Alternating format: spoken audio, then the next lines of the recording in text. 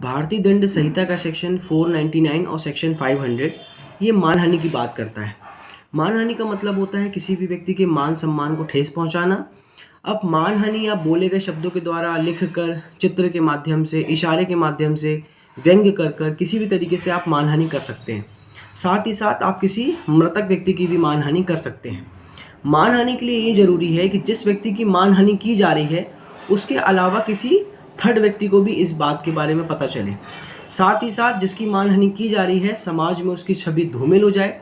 उस व्यक्ति को सोसाइटी जिस नज़रिए से देखती थी, अब जब से आप उसको लोगों को ये बात पता चली है तब से उस व्यक्ति को देखने का नज़रिया बदल चुका है। आमतौर पर सीआरपीसी का सेक्शन 199 ये बात करता है कि मानहानि के संबंध में केवल वही व्यक्ति परिवाद फाइल कर सकता है जिसके साथ मानहानि की गई है।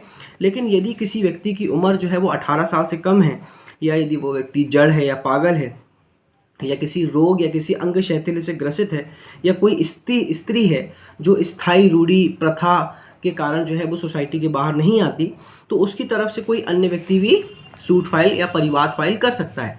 लेकिन यदि मानहानि किसी राष्ट्रपति, उपराष्ट्रपति या जो कॉन्स्टिट्यूशनल पोस्ट के लोग हैं, संवैधानिक पद के लोग हैं, उनकी यदि मानहानि की जाती है तो ऐसी परिस्थिति में सेशन न्यायालय अपराध का संज्ञान लेते हैं पब्लिक प्रोसिक्यूटर की सहायता से।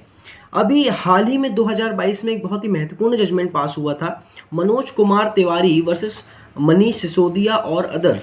इस जजमेंट में ये बोला गया था कि यदि प्रेस कॉन्फ्रेंस में ये कहा जाता है कि मैं तुम्हारा भांडा फोड़ दूंगा या मैं उस घोटाले का भांडा फोड़ दूंगा, इस तरीके से बातें कही जाती है, तो ये मानहानिकारक लेख नहीं समझे जाएंगे। जजमेंट का नाम है मनोज कुमार सिसोदिया वर्सेस मनीष सिसोदिया 2022। धन्यवाद।